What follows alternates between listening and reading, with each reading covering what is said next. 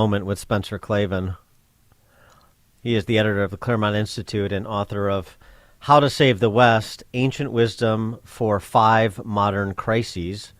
That's released today, Valentine's Day. Well, it's ironic. I would think we'd be talking about the Epicurean lifestyle, eschewing things like love and chocolate. But no, it's released today on Valentine's Day. How to Save the West, Ancient Wisdom for Five Modern Crises. Spencer Klavan, thanks for joining us. Appreciate it. Thanks so much for having me. It's a pleasure to be here with you.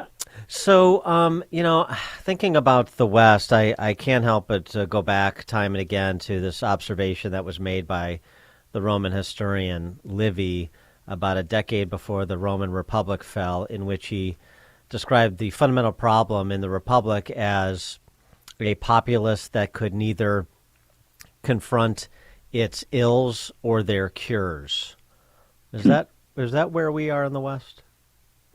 Well, as you mentioned, it seems as if all we hear about these days is just ill after ill confronting America and therefore more broadly the West. I certainly think there's a portion of the population that just wants to look away, that wants to, imagine this stuff is going to go away, that the debt is just going to magically dissolve, or, all of our problems overseas are going to calm down without our doing anything about them.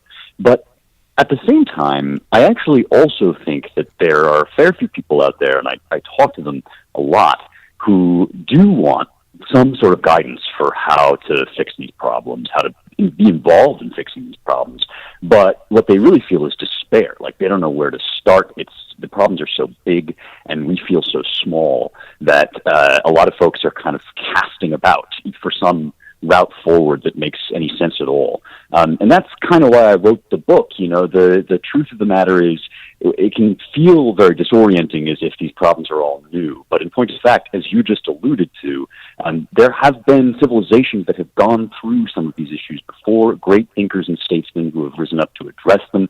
And if we can dig deep into those texts, we'll find that we're actually not alone. We do have guidance from the wisdom traditions that come down to us from Athens and Jerusalem. And even though things do look grim, we never have cause for despair, because ultimately, even the Roman Republic, when it fell, had produced the fruits of its civilization, which would lead eventually to the birth of this nation, among other things. So, we are carrying that tradition forward, even though times can look grim, for sure. Well, I mean, we have the advantage over the Romans that we can just cede our sovereignty to the metaverse, and right, and then that'll make things should better, clear everything up. I think that's one of them. Talk about the modern crises we face and how we should think about whichever one you want to elevate. That's absolutely right. I mean, I begin the book with the metaverse because I think it speaks to a very profound anxiety that we're having, a crisis of reality, this feeling like maybe it would just be better to check out of it all. And that actually speaks to the quote you mentioned from Livy, right? The kind of offer that is on the table, this problem in the real world, why don't we just kind of reinvent the real world, remake the real world? And one of the things that I show is that this is a very, very ancient offer. It goes back in some sense to Athens and to the sophists, who were the philosophers that were kind of there before Socrates. And when Socrates really began the tradition of Greek philosophy as it comes down to us, it was by planting a flag and saying, no, in fact, true and false, real and unreal, they're not just matters of personal opinion. It's not just my truth, your truth. There's actually something out there that is true no matter what. And reinvesting in the here and now in the physical world, even though, of course, the metaverse technology is very shiny, there are people that are kind of into it. I also think, there's a lot of hunger for real world engagement, for community building. Some of the stuff you're seeing, for instance, out in Florida, people going to the school boards and actually taking action in their communities. I think the way forward is actually the opposite direction from the metaverse. It's more deep into the here and now, into embodied life and the real world. One of the other things I was thinking about in thinking about your book is this, ironically, it's not. This is some responding to this sort of philosophical piece that you put together with something from Hollywood. But it's an interview that Sylvester Stallone gave shortly after Rocky was made and became a hit, so late 70s. And he basically says, like he was just asked, well, what was the inspiration for the movie, and why did you, who was a nobody, think you could play the lead role? And then talked about how it got made and so forth. But he basically said he surveyed the artistic landscape at the time, and it was all very dreary. This is the era of stagflation and coming out of Watergate, and people were down on America, and what the arts were producing a lot of nihilistic crap. And so he just thought, I think Americans could use a story that is typically American, an underdog story, a guy from the neighborhood through his own grit and determination and unyielding spirit is able to, spoiler alert, you know how it ends. I've seen the movie.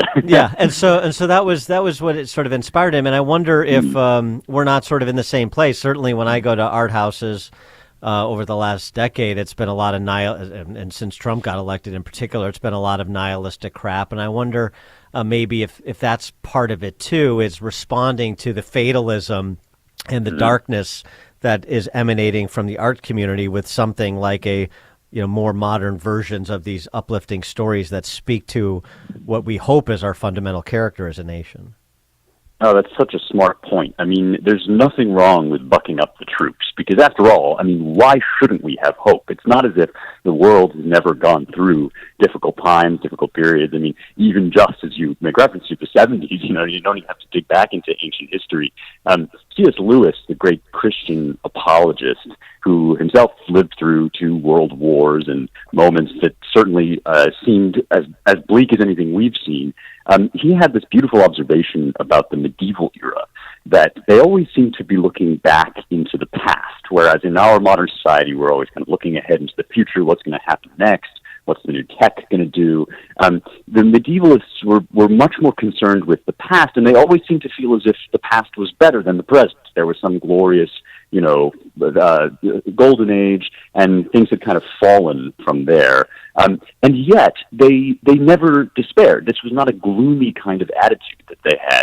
It was actually a hopeful one, because by looking back into the past and understanding that there were good things in their history, there were roots to their civilization that weren't foul, weren't rotten, then they could have hope for the future, for where they were going.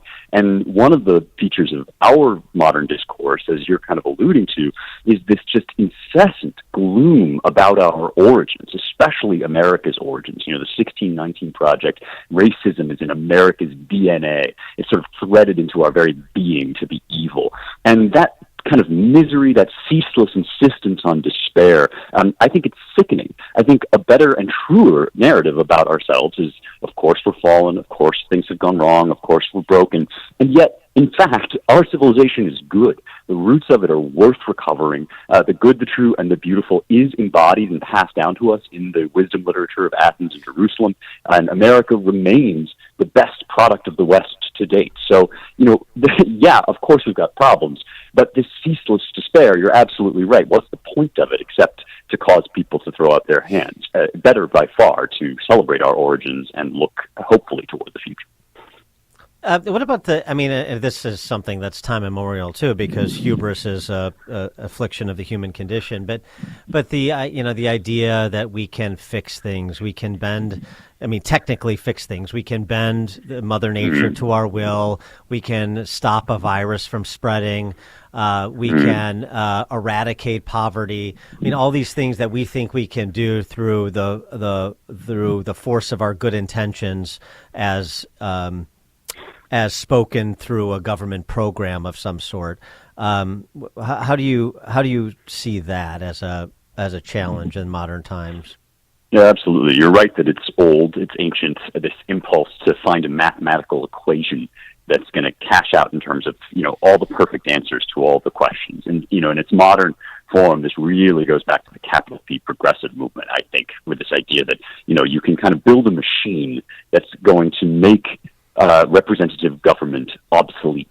You're going to just, write the equation, trust the science, and get all of your answers from some kind of clerical authority. It's really ultimately a religious impulse. It's an article of faith that these mathematical models are going to shave away all the rough edges of the world. It worked. It's never proven true. The great disproof of it is the Soviet Union and the terror of the Gulag. We know where this stuff leads. And so it's just a kind of religion to say that what we're going to do is we're going to write a mathematical equation, we're going to do the science, and that's going to solve all our problems, and then we're not going to have to make reference to those messy people, the people with their prejudices and their backwards-looking views, those deplorables.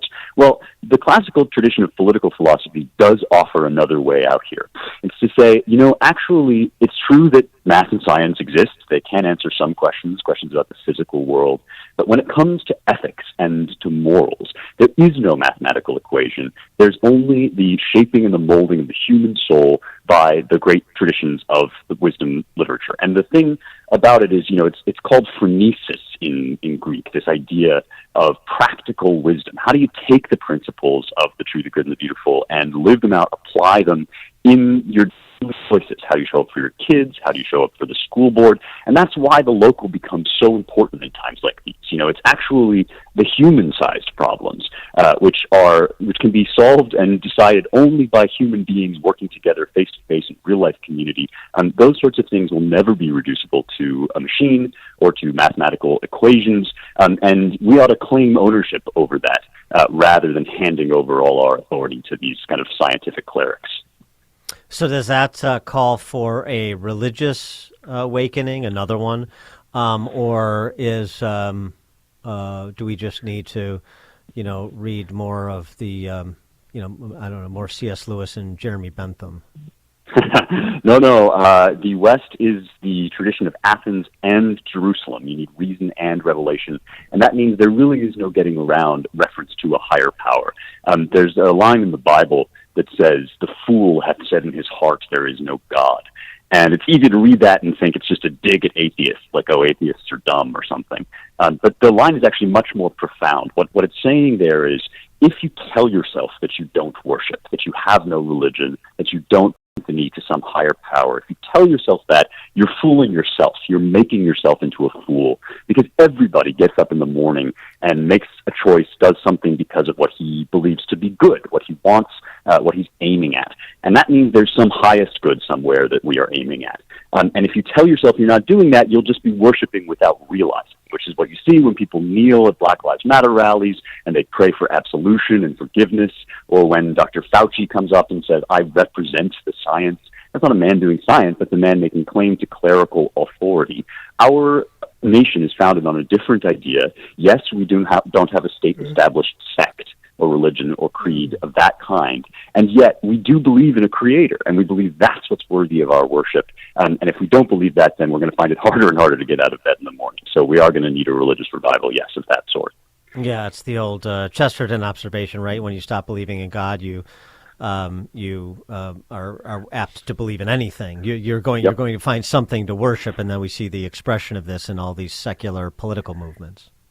That's right. And the other thing he says in reference to the Soviet Union is that the idea that, the religion is the opiate of the masses is a great idea. It's just exactly backward, right? This Chestertonian observation that, in fact, it's the people who believe in something higher than a government who are able to be energetic in resisting the powers of the world at all. If you don't believe that, if you take away people's belief in a supernatural realm, in a higher power, then you can insist that you are the highest authority, which is, of course, what a lot of these people want, because then they become the people who get to demand that you bend the knee to them. So far as I'm concerned, that's a bum deal. It's better by far not to put your faith in princes, but to owe your allegiance to a power beyond that of this world. He is Spencer Klavan, editor at the Claremont Institute, author of How to Save the West, Ancient Wisdom for 5 Modern Crises. How to Save the West, Ancient Wisdom for 5 Modern Crises is the book, released today. Pick it up on Amazon and all the usual places. Spencer Klavan, thanks so much for joining us. Appreciate it. It's been a pleasure. Thanks for having me. And he joined us on the Turnkey.Pro answer line. This is the morning show more Chicago radio listeners are choosing. This is Chicago's Morning Answer on AM 560. The Answer. If you're selling your home or purchasing a new home, you need to call Team Hochberg, your trusted local lender. Team Hochberg is offering every listener the Perks at Work benefit, which can save you thousands of dollars on your next real estate transaction. Here's how it works. When a Team Hochberg affiliated realtor sells your home, they'll reduce their fee up to 1%. When a Team Hochberg affiliated realtor helps you purchase a home, you will receive up to 1% of their commission in the form of a closing cost credit. Team Hochberg will credit all of your loan origination fees, and our affiliated attorney will reduce his fee. Last year, a couple who was buying and selling a home saved close to $9,000 with the Team Hochberg